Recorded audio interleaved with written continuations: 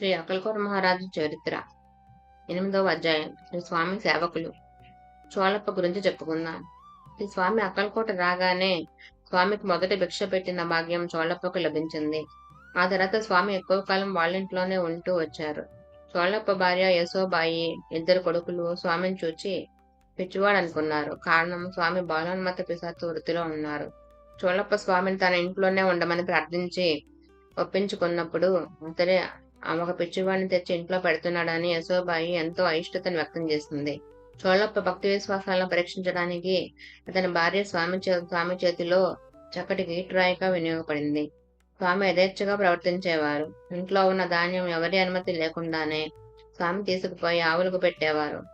దారిన పోయే బిచ్చగాళ్ళని పిలిచి తమ చేతికి ఏదొస్తే వస్తువు ఇచ్చేసేవారు. ఇంట్లో ఎక్కడ కూర్చుంటే అక్కడ చిన్న పిల్లవాళ్ళ వచ్చబోసేవారు. ఒకసారి యశోబాయి ప్రత్యేకించి పండక్కి పూర్ణాలు చేయాలని శనగలు పెద్ద కుండలో పోసి దాచిపెట్టింది. ఈ లోపలే స్వామి వానికి ఆమెకు తెలియకుండా రోజుకు కొన్ని శనగలు తీసి ఆవుకు పెట్టేవారు. చివరకు ఆ కుండ ఖాళీ అయింది. కుండంత ఆశతో పండగ ముందు రోజు ఆమె కుండ మూట తీసి చూసింది. అడుగున కొద్ది శనగలు మాత్రమే ఉన్నాయి. ముందు చోళప్పతో ఫిర్యాదు చేసింది యశోబాయి. కానీ ఆయన స్వామిని ఏమీ అనలేదు. చివరికి కోపం పట్టలేక ఆమె స్వామిని తిన్నగా అడిగింది. స్వామి అమాయకంగా ముఖం పెట్టి, నాకేం తెలుసు, శనగలన్నీ నీ ఆవే తిన్నది, ఆమెనే అడుగు, నన్ను అడుగుతావేం అన్నారు. ఒకరోజు స్వామి అకస్మాత్తుగా బయలుదేరి హోసాపూర్ అనే ఊరి వైపు నడక సాగించారు. చోళప్ప కూడా ఆయన వెనక నడవసాగాడు. స్వామి కోపంతో అతని కేసు చూచి, మేము సన్యాసులం, నీవు గృహస్థుడివి, నా వెనుక నడవరాదు, నువ్వు అక్కడే ఉండి లోక వ్యవహారాలు చక్కబెట్టుకోవాలి అన్నారు. చోళప్ప మౌనంగా అక్కడే నిలబడ్డాడు గాని వెనక్కి పోలేదు. స్వామి ఉగ్గురులే తిట్టని తిట్టారు. చివరికి చోళప్ప కంటనీరు కారుస్తూ, నేను ఇల్లైనా విడుస్తాను కానీ మీ పాదాలు మాత్రం విడువను అన్నాడు. ఆ దృఢభక్తికి స్వామి లోపల సంతోషించి తన చెక్క పాదుకలను తన ముందుకు విసిరి వాటికి పూజ చేసుకోమన్నారు. కష్టాల్లో ఉన్న అనేక మంది భక్తులకు స్వప్నాల్లో ఆ పాదుకలనే సేవించమని దివ్య సందేశాలు రావడం చోళప్ప విశ్వాసాన్ని మరింత దృఢం చేశాయి. ఇప్పటికీ చోళప్ప మఠంలో ఈ పాదుకలు పూజింపబడుతూనే ఉన్నాయి. చోళప్పకు ఇంట్లో పోరెంతున్నా స్వామి మాత్రం వారి కుటుంబంలో ఒకరైపోయారు. త్వరలోనే రాజా వారి స్వామికి భక్తులే ఆయన వంటకు కావలసిన సామగ్రితో పాటు నెలకు 5 రూపాయలు చోళప్ప ఇంటికి స్వామి వినియోగార్థం పంపారు. చోళప్ప పేదవాడు కావడం ఒక కారణం, అతని భార్యకి ఇష్టం లేకపోవడం మరొక కారణము చేసుకొని స్వామి ఆ తర్వాత చోళప్ప ఇంట్లో అరుదుగా భోజనం చేయడం మొదలుపెట్టారు. వీటన్నింటికంటే ముఖ్యమైన కారణం మహాత్ముల కైంకర్యం, రాజులు చేయడం ధర్మం. రాజు చేసిన ధర్మానికి ఫలితం అతనికే కాక అతని రాజ్యం అంతటికీ సంక్రమిస్తుంది. అయినా స్వామి ఇంట్లో గోల్ చేయడం, యశోబాయిని కవ్వించడం మాత్రం మానలేదు. చిన్నపిల్లలకు వేయవలసిన పక్కబట్టల మీద స్వామి నిద్రపోయేవారు. ఒక్కొక్కప్పుడు పొయ్యిలో దొడ్డికి కూర్చునేవారు. కష్టపడి యశోబాయి పొయ్యి వెలిగిస్తే అందులో నీళ్లు పోసేవారు. మడిబాటలు ఆరేస్తే బద్ధంగా తాకేవారు. తద్దినాలు, వ్రతాలు జరిగినప్పుడు మడిగా వండిన వంటలు, మడి నీళ్లు తాకవద్దంటే తాకేవారు స్వామి. ఒకసారి యశోబాయి చాలా బొబ్బట్లు తయారు చేసింది. అదే సమయానికి వాకిట్లో ఒక సన్యాసి వచ్చి భిక్ష కోసం అలక్ నిరంజన్ అని కేకపెట్టాడు. అది చూసి స్వామి యశోబాయి చేసిన బొబ్బట్లన్నీ ఉన్న కుండను చేతిలో పట్టుకుని వాకిలి వైపు పరిగెత్తారు. యశోబాయి ఆతురతగా అంతకంటే వేగంగా పరిగెత్తి స్వామి చేతిలోని కుండలు లాక్కొని వచ్చిన సన్యాసికి ఒక బొబ్బట్టు మాత్రం ఇచ్చి పంపించింది. ఒకసారి చోళప్ప ఊరికి వెళ్ళిన సమయంలో స్వామి నట్టింట నుంచొని ఈ ఇల్లు తమదని, ఇందులో ఇంకెవరికి ఉండడానికి అధికారం లేదని కేకలేసి యశోబాయిని, పిల్లలిద్దరిని భయపెట్టి బయటికి గెంటేశారు. మళ్ళీ వాళ్ళు తిరిగి లోపలికి రాకుండా కర్ర పుచ్చుకొని వాకిట్లో నుంచున్నారు. గత్యంతరం లేక యశోబాయి, పిల్లలు పోయి ఒక చెట్టు కింద కూర్చున్నారు. వాళ్ళకు మధ్యాహ్నం భోజనం లేదు. కానీ స్వామి శాంతించలేదు. సాయంత్రం చోళప్ప ఊరి నుండి వచ్చే చిన్ని పిల్లలకు నచ్చ చెప్పినట్లు ఎంతోసేపు చెబితే గాని స్వామి వినలేదు. ఒకప్పుడు యశోబాయి నవమాసాలు నిండి ప్రసవించనున్నది. ప్రసవ వేదన కూడా ప్రారంభమైంది. ఆమె గదిలో ప్రత్యేకంగా మంచం వేసి పడుకోబెట్టారు. కానీ స్వామి ఆ తలుపుకు అడ్డంగా కూర్చొని ఎవరంత చెప్పిన తలుపులు మాత్రం వేయనివ్వలేదు. దానికి తోడు ఇంట్లో ఒక పక్క సర్దిన వస్తువులన్నీ తీసి ఇల్లంతా చిందరవందరగా పడేశారు. కానీ చివరికి ప్రసవ సమయంలో ఆసన్నమయ్యేసరికి తమంతట తామే స్వామి తలుపు దగ్గరకు వేశారు. ఇంట్లోని వస్తువులన్నింటినీ యథాస్థానంలో సర్ది పెట్టారు. యశోబాయి ఆడపిల్లను కన్నది. స్వామివారి ఆటలను చేష్టలను గమనించడంలో అనుభవం ఉన్న వాళ్ళు స్వామి చేస్తున్న అలజడి యశోబాయికి వాటిల్లవలసిన ఒక ప్రమాదాన్ని తప్పించిన భావగర్భితమైన చర్యలని తిరిగి ఆయన ఓర్పుగా అన్ని వస్తువులను సర్దడం ఆడపిల్ల జననాన్ని సూచించిందని వ్యాఖ్యానించుకున్నారు. చివరికి కొంతకాలానికి యశోబాయి మీద స్వామికి కొంత కనికరం కలిగింది. ఆమెకు కూడా నమ్మకం కలిగే ఒక అనుభవాన్ని ప్రసాదించాలనుకున్నారు.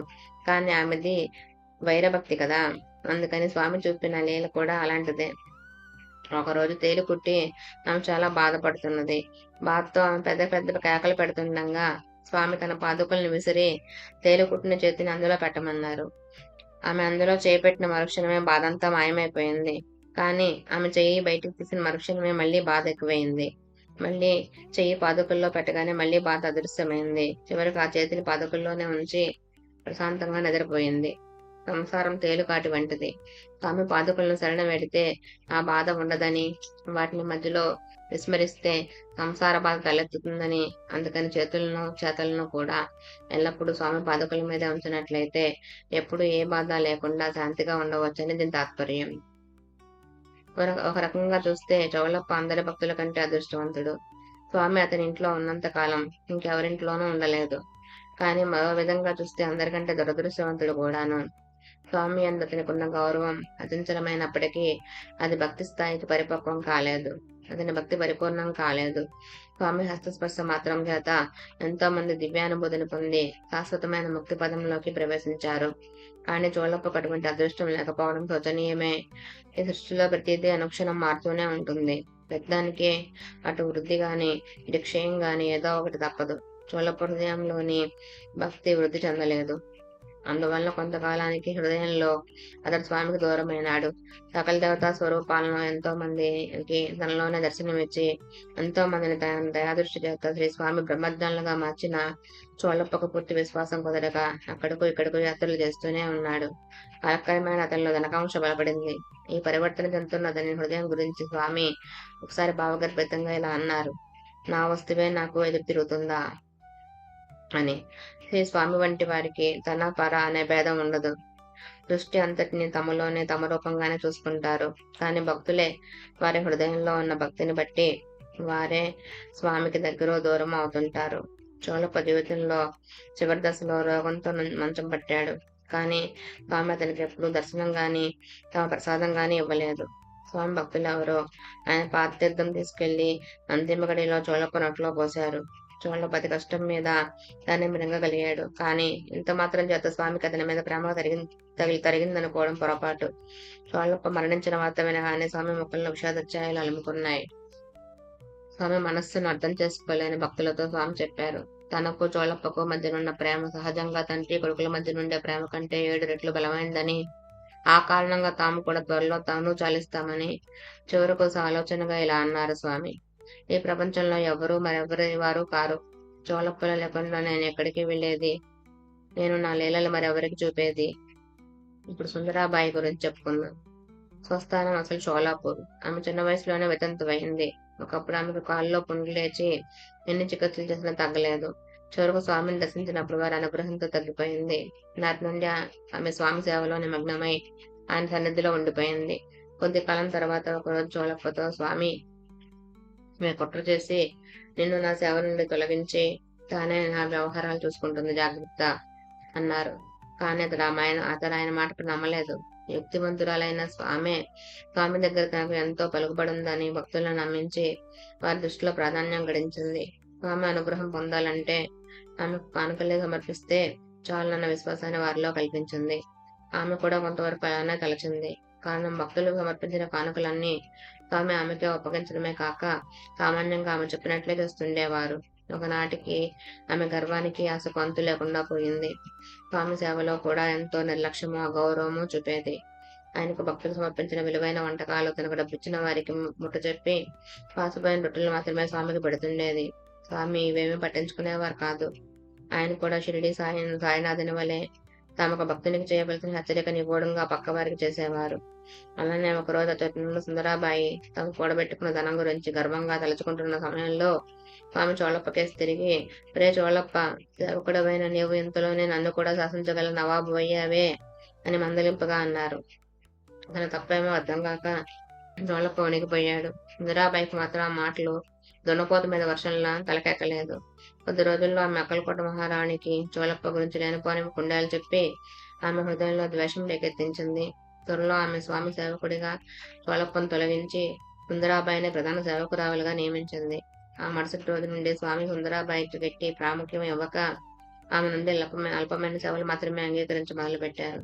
ఆమె తన ఆధ్యాత్మిక శక్తికి ఒక దిష్టిబొమ్మగా మాత్రమే స్వార్థపరులైన ప్రజల నుండి కాపుకాసేందుకు ఉంచారు. నిత్యము దర్శనానికి మాత్రమే వస్తున్న జోలప్పతో ఒకరోజు, ఏమిరా, నీవిలా మౌనంగా ఊరుకుంటే నీకు రావలసిన పంటంతా పోతుందే, చూస్తూ ఊరుకుంటావేమి అన్నారు. అతడు నమస్కరించి, మీ దయ అన్నాడు. కొద్ది రోజుల్లో సుందరాబాయి యొక్క దౌష్యం ఎరిగి అక్కలకోట రాజు ఆమెను తొలగించి స్వామి సంరక్షణ బాలప్ప అనే భక్తునికి అప్పగించాడు. అయినా సుందరాబాయి అమాయకులైన భక్తుల నుండి డబ్బు గుంజుకోవడం మానలేదు. ఒకరోజు ఆమెను స్వామి ఒక చెప్పుతో కొట్టారు కూడా. అయినా ఆమె తన వైఖరి మార్చుకోలేదు. చివరికి ఆమె దుశ్చేష్టలకు విసిగి భక్తులు ఆమెపై అతడి మమల్తాదారు అంటే మెజిస్ట్రేట్ కు మరియు పోలీసు ఆఫీసర్ కు ఫిర్యాదు చేశారు. ఆ అధికారులిద్దరూ కూలంకషంగా విచారణ చేసి ఆమె నేరస్తురాలని తీర్మానించి ఆమెను స్వామి సేవ నుండి పూర్తిగా తొలగించారు. ఆమె కూడబెట్టిన పాపపు సొత్తునంతటినీ జప్తు చేశారు. బాలప్ప సేవకు మెచ్చిన స్వామి అతనికి సంపూర్ణమైన ఆత్మ వికాసం ప్రసాదించారు. నాటి నుండి అతని దత్త సంప్రదాయాన్ని వ్యాప్తి చేశాడు.